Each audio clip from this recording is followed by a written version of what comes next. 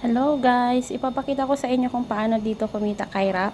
So, nasa job 2 ako. Yan, 4,000 band. 4,000 pesos ang job band ko. So, may total balance ako ngayon na 450. Kahapon, ang earnings ko is 120.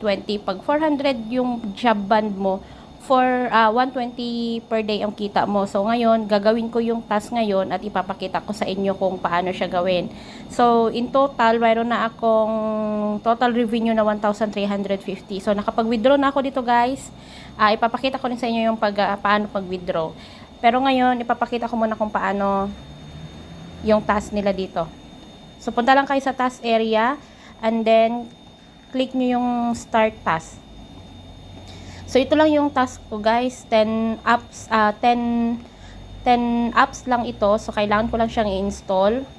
Kasi nasa job 2 ako. So, 10 apps lang yung kailangan